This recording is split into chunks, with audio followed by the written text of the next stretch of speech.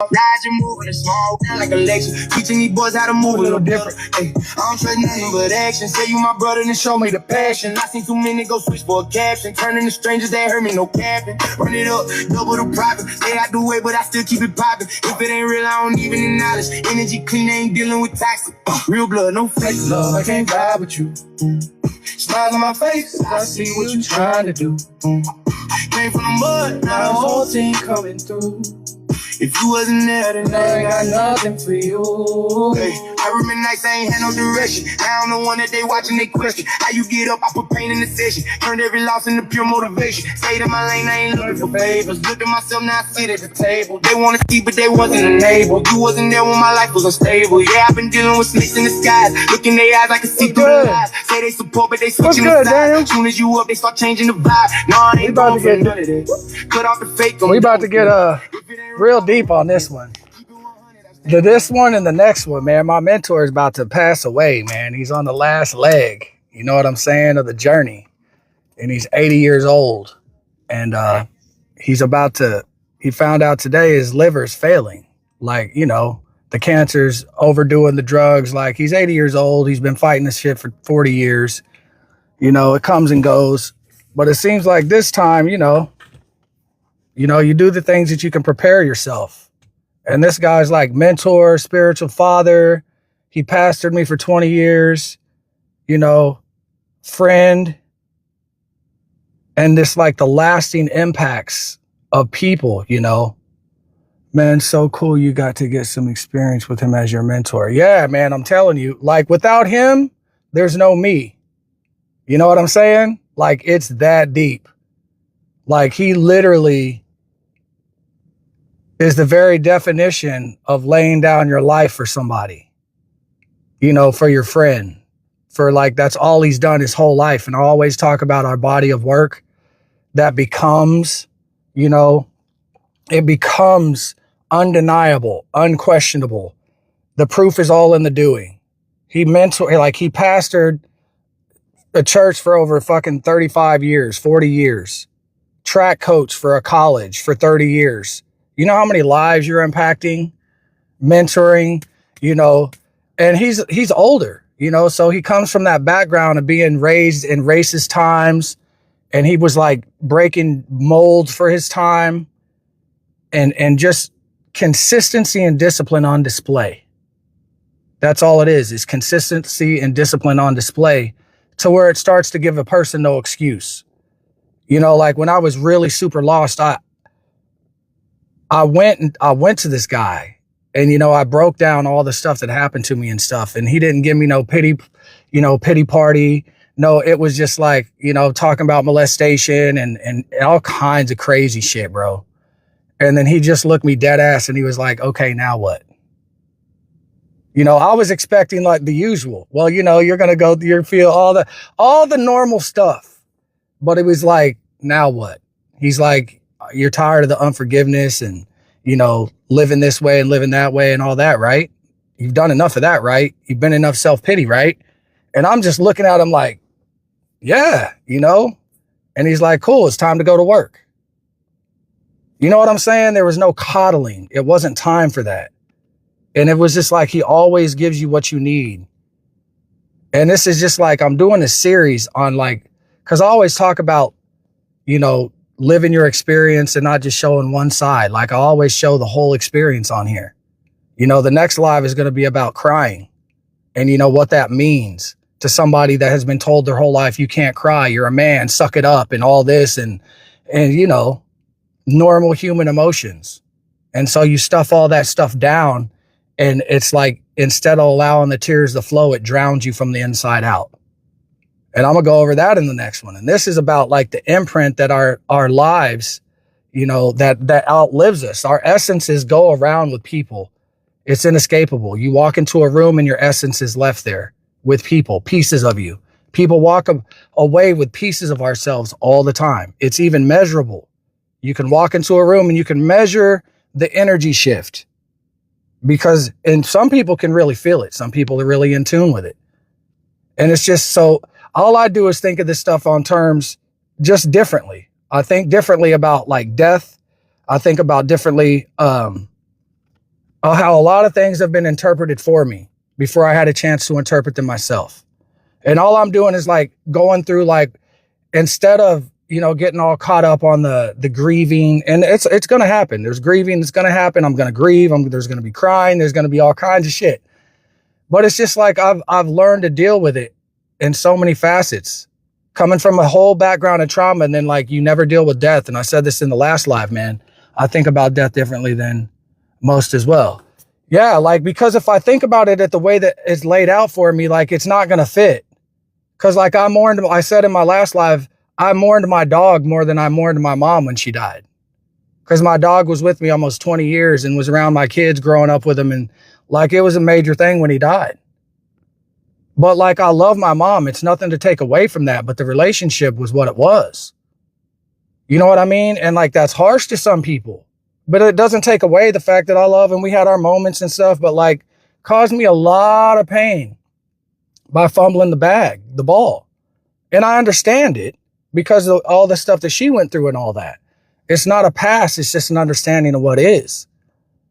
And so it's like, I look at, like, a death that happened. It was like my mom, my dad, and I didn't even meet my dad until I was in my late 30s for the first time. He didn't even know I existed. A long backstory on that shit.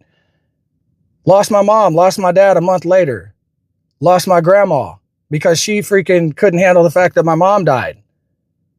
And then it was my uncle, which was the closest thing to, like, a dad. Like, you know, for, like, I think 6 years, I lived with my aunt and my uncle. For that was the longest stretch I ever lived with somebody in my life. 26 homes, 16 schools, molestation from the age of 7 until 12. Like, it's crazy. Like, it's complete and utter chaos.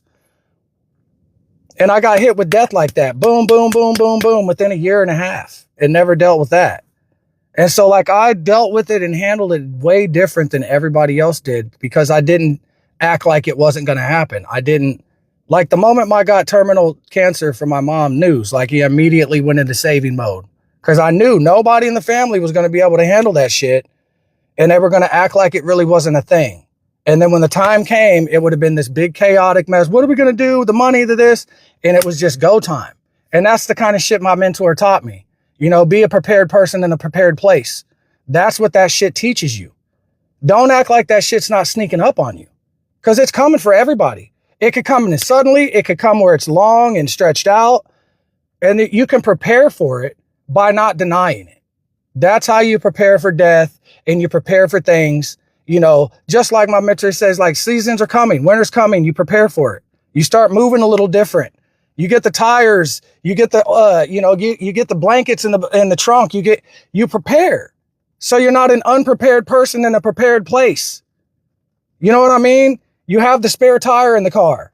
That's being a prepared person in a prepared place. If you're going to be driving around, you know, thinking everything's just going to be great for miles and miles all the time, and you don't got a spare. And I know there's reasons and shit, but I'm just using this as an example.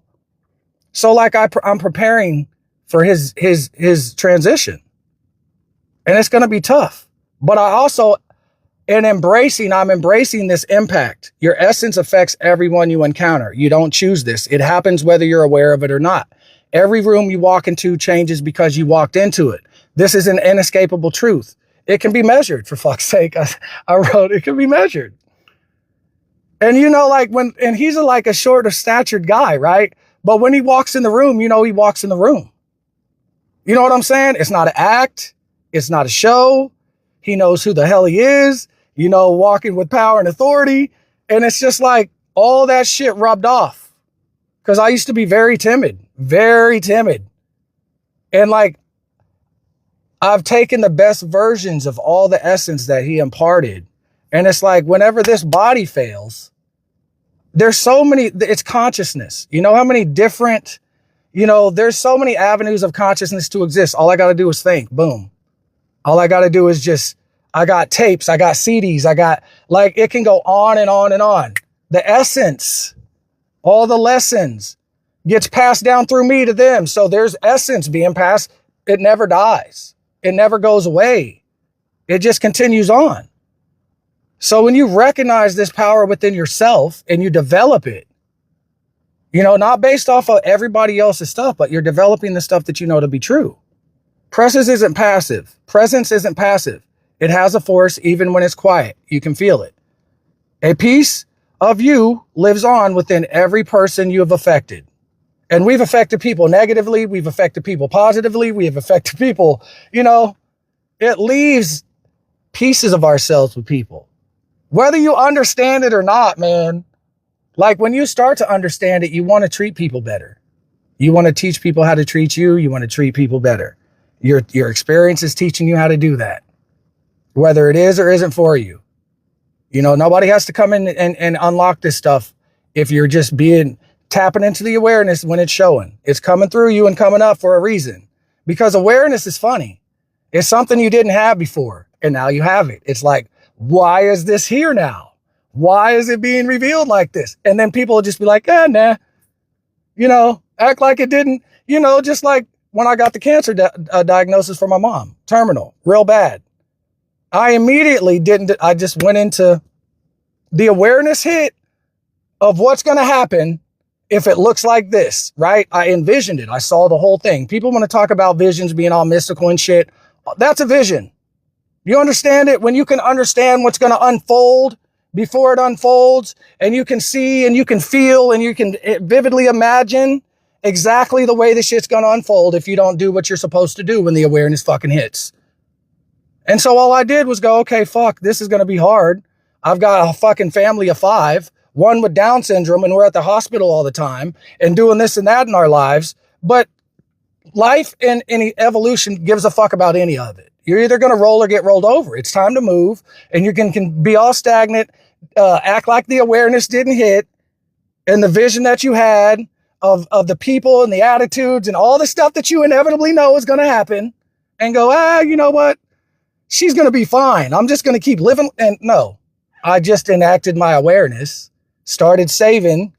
And then when the time came out of nowhere, just boom, got the call like 4:35 in the morning.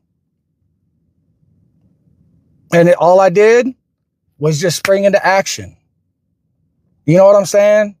I had the shit. I already knew my sister wasn't going to be able to go view the body and all that shit. I was going to have to handle all that shit. The death certificate, I had no clue. Never did it before, but I knew I had to do it. You know what I'm saying? It's like you're going to do it or you're not going to do it. And so when the time came, did it suck? Fuck yeah, it sucked. That's the last time I'm ever going to see my mom laying on a fucking slab like that. I'm the one that has to deal with that. Nobody else. You know what I'm saying? My wife was there. But it's like, come on. If you ignore that, then it's 10 times worse whenever it all happens. And then you get to act all, however, you can act shocked and surprised and like, what are we going to do? I've got my stuff going on over here. Or I could just do what I had to do. And then it unfolds vastly different. And it did. I was completely in control of the situation. As much as you can be. Going through this shit can feel heavy in the moment. Yeah. But just imagine how heavy it is if I didn't do what I did. Like, then it's a weight that is just, man, it turns into a whole bunch of fuckery.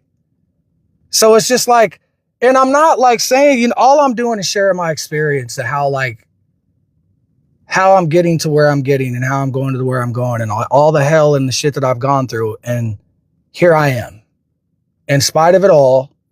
And it's because you get around people that imprint their essence in you in a way that's so undeniable. It changes the whole course of your life. And not only does it change the whole course of your life, it changes the course of their life and their life and their life and their life, because they're getting better and better versions of you. Because otherwise I was on the road with alcohol poisoning 3 times documented, stomach bleeding. I tried not to be here a couple times. All kinds of shit. I'm still that. Still on Section 8 and welfare and fucking food stamps. No knock on any of the shit. It's just I understood, because I got around people like this that just didn't. I look at it, and I even just got done writing this before. I wanted to do it so bad about the bridge that we become. Literally, people become bridges for us to get to the other side so we can level up. And if it wasn't for these people, we're fucked, bro. We're stuck on this side until we come across people that lay down and sacrifice themselves and allow us to get to the other side. And that's another live. I just wrote that shit right before I came out here. I've been writing so much today that like I posted shit 2 or 3 times on platforms because like my mind is just like, this is how I have to get it out, and I write. It's ridiculous how much I write. But it helps me, and I've never been able to vocalize a lot of stuff before. You know, coming from backgrounds of molestation and secrecy and all that shit, you just, until you find your voice, I always talk about it. You don't want to shut up once you find it. And it took another person that he introduced me to, that where her life was so similar to my life, and she was walking with so much power and authority in her life after all the shit that she had went through. And I've seen her over the years. Like, it was like, this is undeniable shit. You know, the proof is in the doing. And it's not gonna look like everybody wants it to look like. This chick was in church talking about, I used to whore myself out. My brother was fucking me pretty much. She was using very raw language, just being real. And I was sitting there thinking, she just said that shit out loud. And I had never spoken that shit. She was the first person I told any of this shit to. I think I was like 24 years old. The first time I ever told somebody all the fucking shit that happened to me, because she had been through it. And fuck, she cried. Anybody that hears my shit's going to cry. I promise you. And it's no like tensions. It is what it is. But like, she walked me through a lot of shit and solved and rectified a lot of shit within me, because I was trying to make myself unique in all the wrong areas. Like, tragedy and trauma doesn't happen to other people. It's like the experience was just unique to me. You know what I'm saying? And broke the shit down. But she also came from somebody, you know, that was in her ass. The same mentor that mentored me, mentored her. And she went on to change lives and open up addiction place, recovery shit, and a whole bunch of shit with no license and all, you know what I'm saying? Just a badass in life. And the shit hurts. It's painful. But to just be able to not deny it, not shove it down, acknowledge it, accept it, deal with it, unravel it in real time, you know, more and more and more consistently. And I'm not saying I do this shit. I'm fucking up here and people, bro, like, I'm trying to put this shit together every day, just like everybody else. A piece of you lives on within every person we have affected. You don't get to control which piece stays. You only get to choose how you give the pieces. So focus on how you're giving your pieces to people. And then you'll want to give good pieces of yourself to people instead of the fuckery that was handed to you. You want to take these life experiences and allow what life is trying to teach you. It is our biggest freaking teacher if you're willing to learn. Because every time that I don't get in the self-pity pool and all that, and I'm just like, let's learn. And it does get exhausting. And one thing that I've learned is you can seek comfort in the area that you have leveled up, right? And I always use the financial stability. If you weren't financial stability, like have financial stability, and you're living paycheck to paycheck, and then you develop that, it's no longer the weight that it once was. That's all I'm saying. It's like all the shit was there, but the foundation, it's the foundation you're standing on now. It's not something that is fucking with you anymore. It's just an example. And this is like how you build a little bit at a time. You know, the area of lack, just a little bit at a time, you develop it. And it's not anything that, you know, this person and that person knows about it unless you reveal it. Because there's unimaginable shit people we're shoulder to shoulder with, that dealing with unimaginable shit that they're not vocalizing, and they have no voice. That's why as you develop yourself, by default, the people around you get to level up. Your essence affects people in that way. It gives them permission to start unlocking and being new versions of themselves. Not trying to be like you, just showing that the shit is possible. You know what I'm saying? In real time, people see it. People are watching, whether you realize it or not, especially if you're building something and it's consistent. It starts to be consistency and discipline on display. And I use just the physical stuff If a person got their body in shape, after a while, the proof becomes undeniable. You can't just go from here to there. You know, if you do it the right way, like, you know, the maintenance, the stuff that goes there. And then once you get there, now what? Now you got to maintain it. And it's the journey all along the way that teaches you how to maintain it. Or whenever you get there, you're going to start to go backwards because you tried to skip some steps. You tried to take a pill. You tried to do this. You tried to take a shortcut. And then the reality has to come. The debt has to be paid of denial. It has to be paid sooner or later. And it's just, you get tired of accumulating that shit and you just start paying it as it comes. You know, and you get familiar with that. And then that starts to become a way of life. And this shit, man, this is 20, I'm 47, 5 kids, married 20 years, still dealt with my shit, overcoming my shit. But it takes getting around people that can help you do it. You can't, there's no way I can sit here and go, oh, I'm just a badass and man, without that person, this person, and this person, I'm fucked, flat out. And the thing is the thing that changed my life is when he said, you know, I'll remember it like almost bar for bar. You know, and he wasn't talking to me. He was talking to like the whole group. He was like, you know, I hate to break it to y'all, but it's not about you and your own little world and all this. It's about you being at the crossroads of somebody, you know, 10 years from now, 5 years from now. And if you're not at that crossroads, that person is pretty much screwed, you know?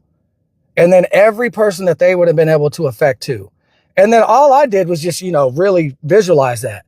And then I started to think about this lady, my friend Jimmy's mom. You know, 26 homes, 16 schools, you're going to have people that see your condition and care about it and do something about it. And she was one of them. And she treated me like I was her own son because I became friends with her son, which everybody kind of rejected because he was kind of autistic, but he was cool. And it was like I was poor as fuck. And she knew it. She'd buy him school clothes. She'd buy me school clothes. Changed the course of my life. Asked me if I wasn't buying clothes for like all my friends, you know, like my kids' friends and shit. I'd be buying clothes for them, taking care of the needs just because it needs to be done. Because that was what was done for me. And it wasn't even something to think about. It was like, this is how we roll. Because and then you can move on to the next person. My friend Jason and his mom making us eat dinner at the dinner table. Really didn't know what that was about. Asking about our day, giving a fuck. You know, it was very uncomfortable at first.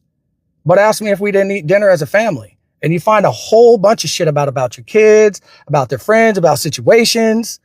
Would have never had that. Her essence rubbed off on me in such a way it changed the course of my life, my kids' life, their friends' life, because we all sit down there and we fucking feasted on wisdom. Because I don't fuck around. When you come into my sphere, I'm not talking like I'm just telling you, when you come in my sphere, your life is going to be changed. Because I'm not going to put up with bullshit, excuses, none of that, because I won't do it here. I talk about that all the time. Because it's not like this David Goggins type shit, right? It's just a mentality that you build within yourself because you know what's on the other side. I've already been on the other side of all this. So all I can do is keep propelling this fucking thing forward, man. And I know when I need breaks, and I'll take 7 month breaks off from social media and do things for myself. And I do I spend time in the sun. I ground, I take care of me. I love me some me. And there used to be a time where I despised damn near every aspect of it. So it's like, this is why I do what I do. Because it's not about likes and shares. It's about changing the course of people's lives that don't have the information, that don't have anybody to go, holy fuck. Damn, you was molested from the age of 7 until 12 by 2 people. And I could expound, but I'll get restricted and shit. But you can just imagine. And that's just one aspect. And there's so many others. And you get to hearing people talk about where they came from and stuff instead of where they are all the time. Because people can see how you move, how you are, your presence. They can see where you are at in life. They can feel it. Tell me how the fuck you got there. And don't put it behind a fucking paywall. Just share your experience. Everything that you have gone through, you're qualified to fucking speak on. How about that? Every experience, all the skeletons, all the walks of life, all the shit. I could talk about fucking drinking, drugging, serving, selling, becoming that man in the streets, having like womanizer, sexual confused because of the molestation. Like I got so many different fucking walks of life I can talk about. Instead of hiding behind it and act like it doesn't exist, you can deal with it. And it sucks. I'm not saying it's all fucking rainbows and shit. You can deal with it and it becomes manageable. You become habitable instead of just staying the way it is. Spinning off and just creating more fucking cosmic collisions of fucking isms over and over. Instead of like fucking taking control of your life. And the way that you do that, I'm telling you, it's not all by yourself. You can't do it by yourself. There's other people that have gone before you that are doing it. And everybody is not for you. Every experience is not for you. There's some people that can't handle somebody telling them, you know, you're the problem. Whenever you've gone through great trauma and shit. Man, he called me out in the middle of a Bible study one day, bro. Because I was sitting there all fucking like this, slouched down, mad. I was mad because he was talking about you can be delivered and from this and that. And I was sitting there thinking, motherfucker, I've been coming here for 2.5 years. Where's my fucking deliverance? You know what I'm saying? Solid. Been doing all the shit. And I was just hot. And he just like, he's that dude, bro. He just stopped the whole shit. He was like, man, sit up. He's like looking all pathetic, slouched down and your arms all crossed up. That means your life's all crossed up, man. Sit up. Uncross your arms. You know what I mean? Like, have some respect about yourself. And I'm telling you, bro, I went home and I paced the fucking room in my carpet thinking about what I was going to do to that man next time I seen him. And like, I'm telling you, this motherfucker ain't know what I've been through and all this. And he's fucking going to call me out in front of everybody. Wait till I see this motherfucker again, boys. On. I'm telling you. And then I laid there in bed and I was like, I was going over it over and over. And I was like, everything that man said was fucking true. And I was like, what do I do with that? And I was like, I guess I go back. That was the conversation. And I went back and I never stopped going for 20 years. Every time the fucking doors was open, I was there. And he wasn't talking about a whole bunch of fucking religious shit. He was always talking about being a man and taking care of business. And it was like a life coach type shit. That's why it worked for me. It wasn't all about all this other fucking shit, man. You take care of this in here first and it'll take care of all this other shit. You know, I could quote the scriptures. I can do all that shit. Trust me, I can tear that whole thing up. But it became more about living it and being it. I was way more interested than that. I rode that train. I did the religious shit. And I looked him dead ass in the face and I was like, bro, I can't do this Christian shit no more. Like, I can't. Like, it's not, like, I understand it on a level that, like, this type of environment doesn't work for me now. And it doesn't mean I discount it. It's all valid. Everything that is out here is valid. Everybody's experience is. I don't tell nobody how to live their life. When you take the information and you start to apply it and it starts to become evident, you start to become, you know, and you understand it on that level, then it's like, I look at it like at every teaching, right? You shouldn't be up under any teaching for too long or what are you doing? You should be able to apply it and start to move and groove or what are you doing? That's just the way I think. You know, you got to start to apply and take self-accountability. And I said in the last live, stop calling self-accountability God. You know, people do that. Whenever you just hold yourself accountable, like that's what you are. Like you are that. Your consciousness. You're a part of it all. I can expound on that for days. That's not for everybody either. Now I'm getting way off track, man. Damn, I done lost my train of thought. The people that help create change within you are invaluable. You can't put a price on it. That's why I don't like paywalls and shit. I understand it. It's just not for me. This stuff is invaluable. Changing the course of people's life is invaluable. Because if you change the course of your life, you change, like somebody changes the course of your life, it's a repeated thing, whether you like it or not. It's a default setting. That becomes the thing. The development of yourself, becomes self-fulfillment. It becomes only love can fulfill itself, right? Once you uncover the layers and you start to realize you are that, like it starts to fulfill itself. You don't have to go outside here because everything that you're building to develop is proof. You're fulfilling itself. It's not being outsourced anymore. You know what I'm saying? Growth doesn't happen in isolation. Someone handed you the mirror. Invaluable means it can't be priced, only honored. And I'm going to get into that. Like the essence that's another thing. Like I can take this essence and I can honor it in so many different ways because it's like, I'm honored by the way I live my life, you know? And it's not like, oh, I'm doing this and I'm like, it just becomes a state of being. Like everywhere that you go, everything that you do, you just become a living, breathing life changer in some shape, form or fashion.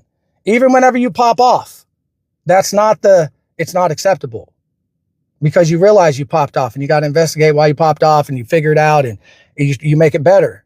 And like everybody learns and grows that way. It's never this thing where you're kicking your ass. There's no condemnation. Like there can't be. What's the point? When you listen to it and you follow it out, it just corrects itself.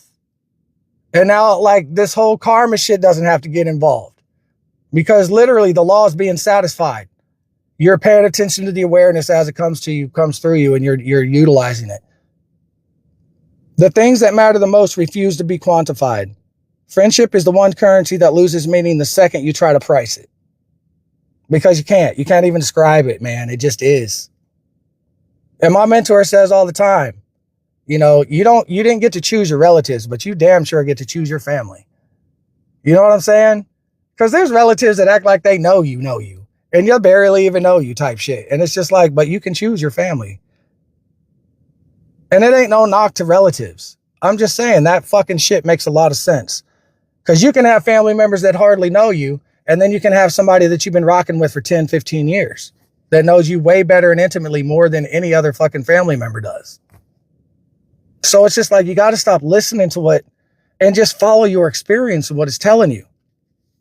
I got so far off track, man. I didn't even get through all my shit. And my break's up. I got to get back to work, man.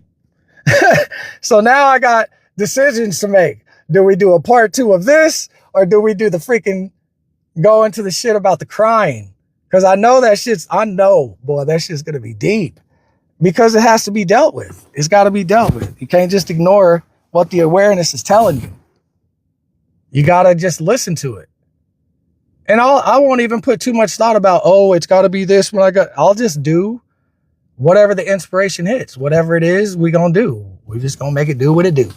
But thanks for the likes. Thanks for the love. Thanks for hanging out with me. And just thanks for listening and hanging out, man. I'll be back at 2:30 in the morning if anybody's up. That's the next time. And I'm going to be posting this whole damn series, I think, on YouTube. Because it's going to be good. Because I'm going to be going through it, bro. I'm going to be going through it when this man leaves this plane. Because, like, the gravity of that shit, over 25 years, really, I've been rocking with this dude. And he's been rocking with me. Like, even in the depths of, like, man, I'm telling you, it got to the point where how we started having coffee and having breakfast every Monday for the last, like, damn 7-8 years was like, I was ready to get up out of here, bro. Like, I was so ready to get up out of here. And I just looked him dead ass and was like, bro, like, I need you to walk with me. Like, I don't know what it looks like if we can have coffee or do something, but like, meet with me. And he understood the gravity of the situation. And we never stopped meeting. Fuck. That's just going to be tough to deal with. But I'm going to deal with it in real time. So people can see, like, it's not all fucking rainbows and sunshine, man. Like, you got to go through this shit. You got to be able to handle life. I still got to work. I still got a wife and kids. Even though the kids are grown, you never stop being a fucking dad. You know, if you're a fucking dad, a real one. So I'm going to have to navigate shit I've never navigated before. I've never lost anybody of this kind of fucking magnitude in my life before. And it's going to fucking hurt. But at the same time, I recognize what he's imparted and how that just keeps going through me in all these different ways. And so it doesn't just have to be this fucking, you know, there's way too much that came out of it for it to be this, you know, this other thing that the world wants you to believe it is. But that's my time. I'll ramble on forever, guys.